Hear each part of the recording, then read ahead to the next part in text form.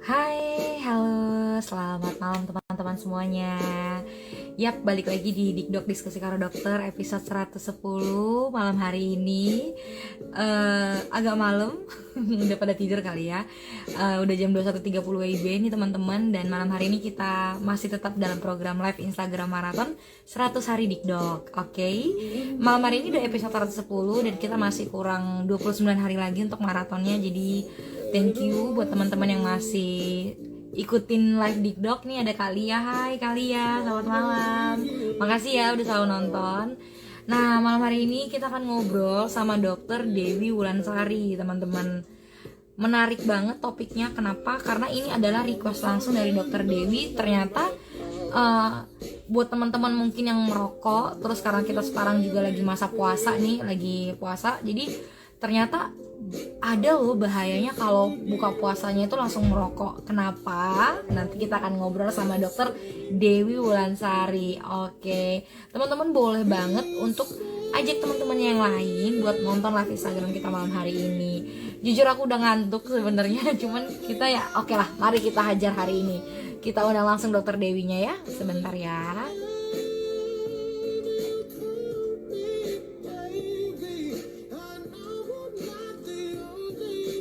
Hai dok, aku udah undang dokter. Boleh lihat ada notifikasi di bawah kanan. Oke. Halo. Halo, assalamualaikum dokter Dewi. Waalaikumsalam warahmatullahi Malam ya wabarakatuh. dok ya. Malam banget. Nggak apa-apa. Ya, ya harus malam ya kan. Soalnya juga kan pasti teman-teman lagi yang ibadah kan, sholat raweh dulu Ya, ya ya. kan. Dokter Dewi, kita kalau dokter udah oke nih posisi kameranya sama suara saya kalau udah jelas, nanti kita mau kenalan dulu. Boleh dicari angle-nya, Dok. Dokter juga habis praktek kalau ini teman-teman. Jadi ini kayaknya jangan-jangan belum minum, Dok. Boleh sambil minum loh, dokter. Jangan sampai nanti kehausan. Boleh, kan? Iya ya, gimana suara saya Jelas dan jelas nggak nih? cantik, dokter. Tenang aja. Oke. Iya nih kebetulan linknya lagi rusak nih tiba-tiba tadi. Nggak apa-apa dok, masih kelihatan kok cantiknya walaupun udah kerja seharian kayaknya ya. Udah capek banget baru selesai praktek guys ini. Oke, kita kenalan langsung dokter Dewi. Terima kasih untuk kesempatannya malam hari ini. Jujur ini teman-teman tadi aku minta dokter Dewi dadakan. Jadi makasih banyak dok bantuannya malam hari ini. Kita mau kenalan dulu nih sama dokter Dewi. Dokter Dewi ini kesibukannya apa aja sih? Dan domisilinya di mana? Terus by the way teman-teman sebelum kita kenalan, aku mau kasih tahu kalau ini adalah first time-nya Dokter Dewi IG live. Jadi kita harus berterima kasih nih. Gimana nanti dokter testimoni ya? Seru nggak kata IG live? Kita kenalan dulu dok, monggo dokter. Ya, terima kasih. Assalamualaikum warahmatullahi wabarakatuh. Selamat malam. Salam kenal buat semuanya ya. Perkenalkan nama saya Dr. Dewi Wulansari. Usia saya sekarang 36 ya, mau 37. Sudah punya anak dua, punya suami satu. Satu aja dok, jangan nambah. Jangan bahaya ya kan. Iya. Cukup satu aja ya kan. Kemudian aktivitas saya sehari-hari Indonesia STR 3 ya, jadi ngabisin STR. Saya kerja di rumah Oke. sakit Trianda. Kemudian saya kerja di PSC 119 Deli Serdang. Serta saya juga berpraktek di rumah memiliki klinik Oke. rawat inap. Berarti itu di Sumatera dok, di provinsi mana? Betul, sebenarnya alamat saya di Jalan Galang, Kecamatan Lubuk Pakam, kemudian Kabupaten Deli Serdang, Wah. Sumatera Utara ya. Selamat kenal, salam kenal Ini ada warga semuanya. Sumatera Utara. Terakhir itu dokter dari Sumatera Utara ngisi dokter Romi Lukman yang ngisi. Kalau nggak salah, kenal ya dok. Oh iya, Kayaknya kenal sih kalau ikut Persatuan Dokter Sumatera Utara. Biasanya kenal. oh iya. Karena banyak ya ribuan dokter ya. Mungkin kalau satu kabupaten karena satu daerah ini mungkin agak tapi kayaknya kalau udah ke Sumatera Utara harus nengok Betul, muka betul. dulu kayaknya. Logatnya kerasa banget Medannya ini teman-teman ya. Kalau di Medan itu adalah salah satu provinsi yang teman-teman harus datangi. Kenapa? Culture-nya, wah kalian harus uji mental sih di sana. Jadi pokoknya harus cobain ya. Jangan jangan ke Medan kalau nggak cobain culture-nya Medan itu gimana ya. Aku penasaran nanti kalau teman-teman udah cobain. Oke. Dokter Dewi udah dapat ya kayaknya lightingnya ya. Udah mulai bercahaya aku lihat. Ya, tapi rusak tuh, nggak tahu dibuat It's anak-anak. okay dok, nggak apa-apa. Jadi tadi kita udah kenalan dokter Dewi dengan kesibukan yang kayak tadi, masih sibuk praktek, sibuk juga di rumah gitu ya. Terima kasih buat kesempatan dan semangatnya dokter masih mau setengah 10 malam ini. Mungkin ada yang lagi tiduran, udah siap tidur dok di selimut. Saya belum mandi nih, dokter nggak tahu ya udah mandi apa belum. Kita belum belum mau tidur nih malah. Kita mau ngobrolin malam hari ini soal sharing tentang ternyata dokter punya concern ke bahayanya merokok, tapi lebih ke saat berbuka puasa. Ini menarik kenapa? Karena kita nggak bahas jeleknya ngerokok, kita nggak akan bahas ke sana, tapi kita akan bahas polanya mungkin ya dok ya. Kenapa kok ini bisa jadi hal yang harus teman-teman perhatikan, terutama teman-teman yang berpuasa dan saat berbuka puasa dan yang merokok. Nah, dokter, sebelum kita bahas ke situ, kita mau bahas dulu dok. Uh, Proses ada yang pernah bilang sama saya gini dok ya soal merokok ya teman-teman ya, nanti boleh cross check gitu. Sebenarnya merokok itu adalah teknik kita menarik nafas dan mengeluarkan nafas begitu, ada yang bilang gitu. Itu terlepas daripada itu, saya ingin tahu definisi atau gambaran gimana sih organ tubuh kita, paru-paru kita tuh saat melakukan kegiatan merokok gitu. Apa sih dok yang terjadi itu sebenarnya? Oke, jadi sebelum ke situ kita harus tahu Ya. fisiologinya dulu ya. Jadi artinya fisiologinya itu normalnya dulu kita dari mulai bernapas sampai mengeluarkan napas. Jadi mulai dari kita menghirup oksigen sampai mengeluarkan CO2. Jadi biar paham dulu Betul. alurnya kemana ya kan. Jadi ketika napas itu oksigen CO2 oksigen O2 itu kita hirup dari hidung kemudian masuk tenggorokan, masuk ke saluran napas ya, kemudian masuk ke sub salurannya lagi sampai ke dalam alveoli. Jadi alveoli itu adalah kantung pernapasan. Jadi perpindahan antara oksigen dengan CO2. Jadi CO2 itu karbon dioksida itu yang akan dikeluarkan oleh tubuh. Oksigen diperlukan oleh tubuh untuk apa? Kita bernapas, bergerak itu kan membutuhkan oksigen, ya kan. Nah, jadi pertukarannya itu adalah di kantong alveoli kalau kita bilang namanya kedokterannya. Jadi kantong oksigen.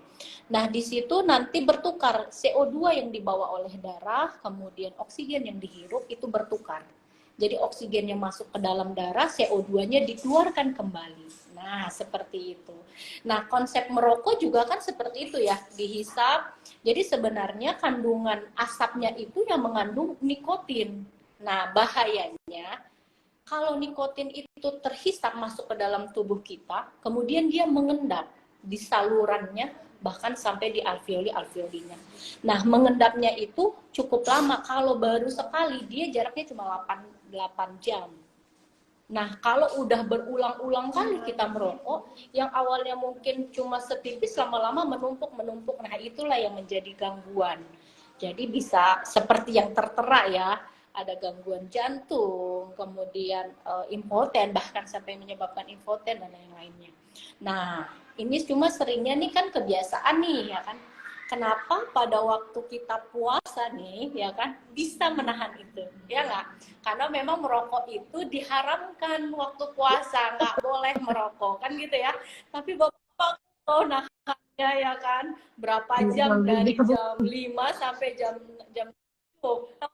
Oh, itu cukup panjang, artinya mereka bisa menahan. Jadi kenapa nggak dilanjutin sih kan gitu ya kan. Jadi kuncinya ada nih beberapa bapak-bapak yang bilang nih, kalau saya nggak rokok dok, mulutnya asem katanya gitu ya kan. Bahkan dok saya terasa gitu ya kan, bla bla bla dan segala macamnya. Jadi ternyata itu adalah semua efek daripada kecanduannya. Nah, jangka panjangnya, jadi ada juga yang bilang, dok, saya merokok buktinya saya sehat-sehat aja, nggak kenapa-napa, kan gitu lah ya. Jadi merokok itu ya kan? Efeknya itu nggak satu batang kemudian langsung menimbulkan problem, tidak. Dia jangka panjang. Nah, tentu kalau udah jangka panjang kan udah ketergantungan nih, ya kan? Jadi efeknya juga lama baru akan timbul seperti itu. Nah, terus setelah merokok bagaimana dok? Apakah boleh nih? Kan kebanyakan bapak-bapak ya setelah buka minum air terus langsung deh, ya langsung di ini karena udah asam kali mulutnya. Itu semuanya adalah sebenarnya tergantung kebiasaan. Nah, apa efeknya? Jadi gini, ketika kita berpuasa itu sel-sel di dalam tubuh kita itu kekurangan energi. Oke. Nah, ketika kita kekurangan energi itu tentu berdampak kan seperti pada kerja otot jantung, ya kan. Kemudian pada kerja yang lainnya, organ tubuh yang lainnya seperti itu. Makanya kalau kita puasa itu bawaannya jadinya lemes kan gitu kan. Kenapa? Karena kita kekurangan energi kan gitu ya. Nah, ketika kita merokok, setelah berbuka puasa langsung merokok, itu tubuh lebih rentan. Kenapa? Lebih rentan karena dia langsung efeknya itu bikin mual, bikin kelelahan, bikin pusing. Kemudian bahkan ada beberapa penelitian yang saya baca nih dari buku Kemenkes bahwa ketika sel-sel dalam tubuh mengurangi kekurangan oksigen ya, sehingga membuat fungsi jantung dan otot-ototnya mengalami penurunan. Jadi artinya resiko ketika kita puasa kemudian berbuka dengan merokok itu peluang terjadinya serangan jantung lebih tinggi dibandingkan pada hari-hari biasanya. Nah, dok, Ya. di stop dulu dok. Itu sih. Ini menarik banget dok. Mungkin tadi teman-teman saya juga beberapa teman yang ngerokok kayak bilang gitu kan, apa bedanya sih po sama aja kali gitu kayak topik berpuasa sama nggak berpuasa. Makanya saya bilang, nah menariknya di situ. Kenapa kita mau bahas lebih ke spesifik apa sih bedanya bahayanya merokok saat berbuka puasa, maksudnya setelah berbuka puasa sama yang kita biasa lakukan saat selain puasa. Nah, dokter tadi udah sempat bilang ya kan efek gambarannya kayak jadi benang merahnya itu adalah kita tuh udah pasti kekurangan energi ya dok ya, benar ya waktu lagi berpuasa. Ternyata ada bahkan Kemenkes tuliskan ternyata peluang resiko jantung kena jantung saat sedang berpuasa terus punya kebiasaan merokok tadi yang sudah lama gitu ya, itu peluangnya lebih tinggi terkena ya ternyata. Boleh dilanjutkan nggak dok? Itu kok bisa ada kayak gitu? Oke, jadi gini, seperti yang tadi saya jelaskan ya, kenapa kok bisa kayak gitu? Karena ketika kandungan nikotin itu masuk ke dalam sel tubuh, ya kan. Nah, di saat itu pula perut dalam keadaan kosong, ya kan. Nah, kemudian selain itu otot-otot jantung itu juga kan masih agak lemah, kan gitu ya kan. Akibat asupan oksigen yang kurang, serta asupan energi yang kurang. Nah, di saat kayak gitu masuk nikotin, nah itulah yang memperberat jantung berfungsi dengan baik. Nah, otot-otot jantungnya juga mengalami penurunan. Nah, itu yang berpeluang resiko untuk terjadinya serangan jantung. Nah, selain itu juga ketika kita lagi puasa ini, ya kan, nah, kandungan nikotin ini kan masuk juga nih ke dalam tubuh. Saat itu juga masuk ke dalam perut nih. Nah, sementara perut kita itu kan keadaannya lagi kosong kan, karena baru puasa kan seperti itu. Nah, itu juga risiko terjadinya kena kanker paru-paru yang lebih parah. Jadi artinya peluang resiko terjadinya kanker paru-paru juga lebih parah dibandingkan ketika kita perutnya nggak kosong gitu. Kemudian selain itu juga nikotin ini dia ternyata di dalam tubuh itu bisa mengendap gitu, artinya berdiam di dalam sel-sel tubuh kita itu setelah merokok itu berkisar sekitar 8 jam setelah kita merokok kalau udah sering merokok.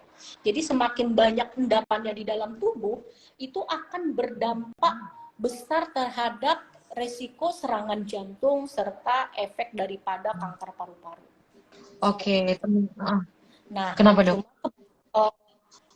nah bapak-bapak ini kan suka kadang sering nggak sadar nih, dia kadang merokok ini ya nggak tahu di samping anaknya, di samping istrinya. Itu juga yang harus diwaspadai juga. Ternyata perokok fasik juga sangat berpengaruh gitu kan dibandingkan perokok yang aktif juga Oke, gitu dia. benar. Menariknya tuh ini ya dok ya.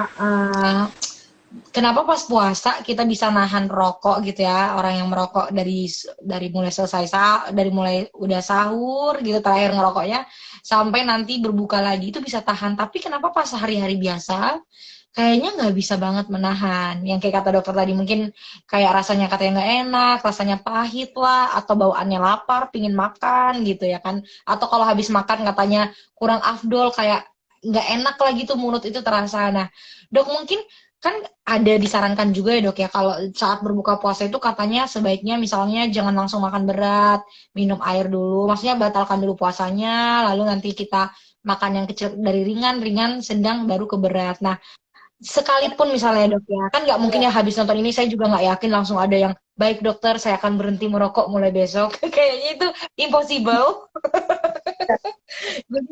ya betul. Tapi nggak apa-apa, siapa tahu ada satu dari sekian yang memang akan berhenti merokok setelah nonton ini, it's okay, nggak apa-apa. Nah, buat orang-orang yang masih tetap dok, kalau gitu apa dong solusinya buat kita yang perokok gitu misalnya, biar bagusnya itu merokok di mana dok biar aman? Apakah habis sholat taraweh, apakah habis makan berat, atau habis minum berapa gelas? Ada nggak dok tipsnya dari dokter? Jadi kalau ditanya kapan ya sebaiknya tidak merokok sama sekali ya kan. Jadi kalau ditanya kapan seharusnya nggak boleh merokok. Jadi artinya kalau udah kita bisa ngelewatin 8, 9 jam, 10 jam itu ya kan, artinya kita juga bisa ngelewatin 24 jam kan gitu ya kan. Jadi semuanya itu adalah tergantung dari diri kita sendiri kalau untuk merokok ya. Jadi kalau ditanya, dok kapan baiknya, nggak ada baiknya gitu ya kan. Tapi kalau memang mendesak kali, bolehlah sesudah makan. Tapi itu pun kalau saran saya wajib untuk berhenti. Jadi artinya kalau kita bisa menahan nafsu kita, menahan kita nggak makan, nggak merokok, kenapa kita juga bisa tidak menahan seterusnya kan gitu ya kan. Jadi semuanya termindset dari diri sendiri. Jadi kalau ada efek setelah kita merokok itu sama, itu kan tubuh butuh adaptasi ya. Sama seperti kayak kita membiasakan diri yang awalnya maaf kita punya rumah yang jelek, kemudian maaf kita punya rumah yang besar, kemudian pindah ke rumah yang jelek. Pertama kan bingung ya, nggak terbiasa kan gitu ya kan. Nah, kemudian tubuh lama-lama merespon, beradaptasi, bla bla bla, jadi terbiasa kan seperti itu. Sama seperti kita juga merokok yang awalnya biasanya merokok itu menenangkan ya kan, bla bla bla dan segala macam, bikin fly lah, bikin tenang lah, bla bla bla dan segala macamnya. Ketika nggak merokok dong aku makin goyang, nggak bisa tidur, bla bla bla dan segala macamnya misalkan gitu kan.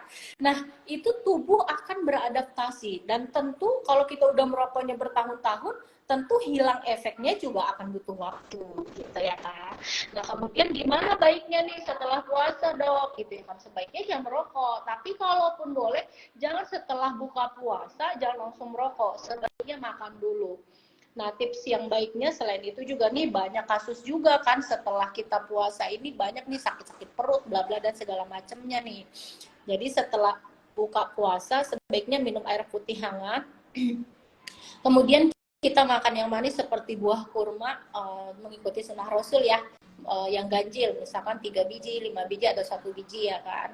Tapi baiknya 3 aja biar cukup energinya. Kemudian kita wudhu, sholat maghrib, setelah sholat maghrib boleh makan makanan yang lebih berat lagi gitu kan. Terus jangan lupa minum air putih. Nah air putih ini juga sangat penting. Kalau bisa minimal 8 gelas dalam 1 hari setelah kita buka puasa. Yang pertama adalah selesai bangun sahur, itu harus 1 gelas.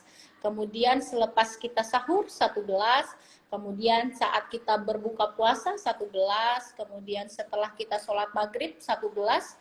Kemudian selepas makan malam 1 gelas. Selepas sholat isya 1 gelas. Selepas sholat tarawih 1 gelas. Dan sebelum tidur 1 gelas. Nah, itu mencukupi kebutuhan cairan kita. Tuh, Itu dia. teman-teman dengerin, ada fun fact juga, bukan fun fact ya, faktanya adalah kayak iya saat bulan puasa ini kayak banyak banget keluhan sakit perut, bener banget, mungkin yang adaptasi kali ya dok ya, beradaptasi sama kebiasaan baru, terus kita juga masih tetap melakukan kebiasaan yang tadi kurang baik kayak mungkin merokok gitu ya. Dibilang lagi siapa tahu ada yang berubah pikirannya setelah nonton ini dok. Dok, Masih teman-teman mungkin masih kayak penasaran sedikit aja, mungkin terakhir dok, menuju kita closing. Ya kita udah tahu lah merokok itu sebenarnya bagi kesehatan tidak baik gitu ya. Jadi adakah tips mungkin dok, tips buat teman-teman ya yang mau mencoba berhenti merokok gitu. Adakah tips dari dokter bagaimana caranya perlahan-lahan begitu? Siapa tahu mereka mau ikutin gitu dan berhasil. Oke, jadi yang pertama adalah niat dari diri sendiri ya, number one. Itu yang paling penting. Jadi aku harus sayang nih dengan diriku sendiri. Aku nggak mau e-fonten, aku nggak mau serangan jantung, aku nggak mau kena kanker paru-paru, kayak gitu ya kan. Dari diri kita sendiri. Satu, niat. Kemudian yang kedua adalah boleh secara langsung kalau sanggup, kalau tidak sanggup boleh perlahan. Jadi misalkan dalam satu hari itu misalkan kita 4 bungkus nih habis, misal ya kan, itu dikurangin langsung jadi 2 ini misal ya kan. Saya nggak tahu ya ada yang kayak gitu apa enggak. Tapi mudah-mudahan nggak ada ya. Misalkan 4 bungkus jadi 2 gitu, atau kan 1 bungkus biasanya satu hari boleh jadi setengah. Nah itu dirutinkan. Jadi kalau udah sanggup, kemudian dikurangin lagi setengahnya lagi.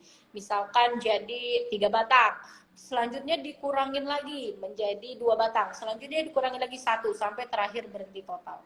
Tapi ada juga beberapa orang yang memang kun fayakun niat ya kan, seperti puasa niat terakhir bisa memang langsung putus sama sekali.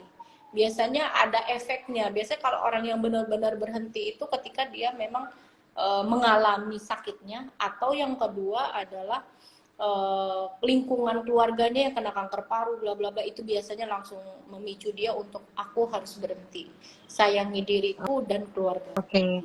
Nah, dok, lagi ya dok ya sedikit lagi nih, seru nih.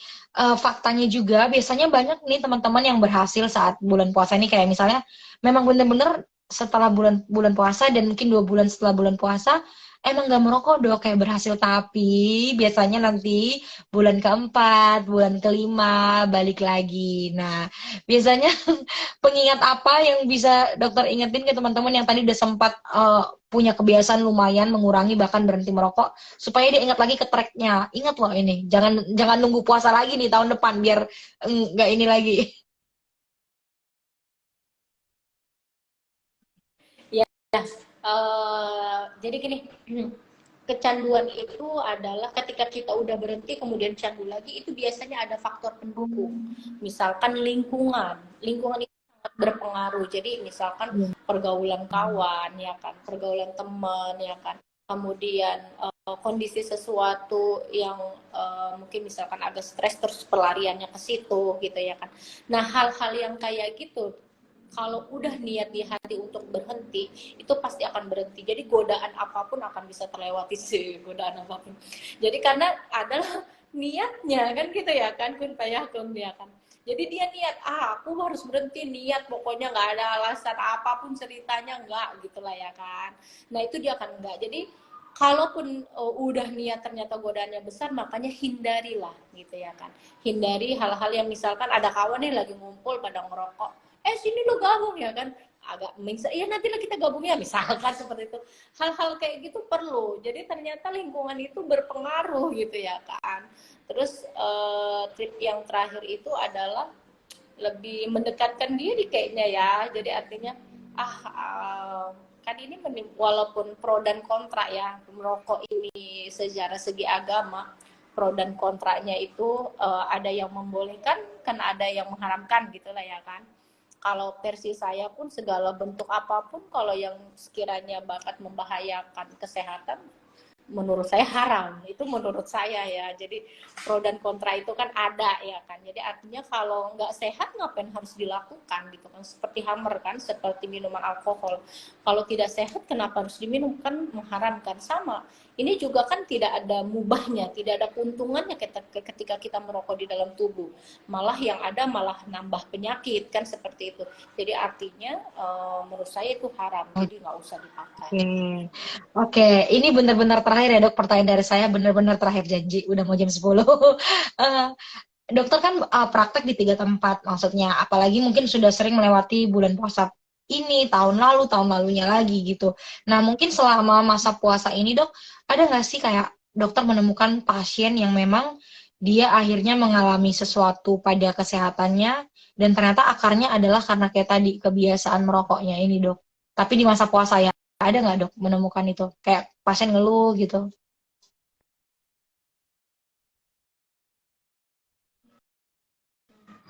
Jadi seperti yang saya jelasin sebelumnya ya kan. Jadi ternyata merokok itu kandungan nikotinnya itu malah menambah membuat kita mual ketika perut kita lagi kosong. Nah, kebetulan di bulan Ramadan ini pasien yang datang yang berobat ini juga tingkat daripada keluhan perut ini makin bertambah baik laki-laki maupun perempuan. Nah, yang laki-laki ini ada beberapa sih yang saya tanya gitu ya kan. Saya lupa pula ya mendatanya ada jumlahnya. Nah, keluhannya itu rata-rata memang semuanya di perut. Apakah berhubungan langsung? Tentu kita harus perlu melakukan penelitian. Nah, cuma dari yang saya lihat sih, ternyata kasus laki-laki juga nggak kalah banyaknya daripada kasus perempuan untuk keluhan mual ketika lagi di bulan puasa ya kan. Nah, jadi artinya selain dari pola makannya juga, ya kan, ternyata merokok ini di saat perut lagi kosong juga itu berpengaruh juga ke efek mual pada perut kita. Seperti itu. Tapi kalau untuk kasus infeksi paru-paru ya, seperti kasus TB ya kan, pada orang yang merokok ternyata dia tingkatnya itu lebih tinggi. Penyakit TB. TB itu adalah penyakit TBC. Jadi peluang orang yang merokok dengan kasus yang tidak merokok, baik perokok yang aktif maupun pasif, ternyata resiko infeksi itu lebih tinggi dibandingkan orang yang tidak merokok. Seperti Oke, itu. oke deh, wow.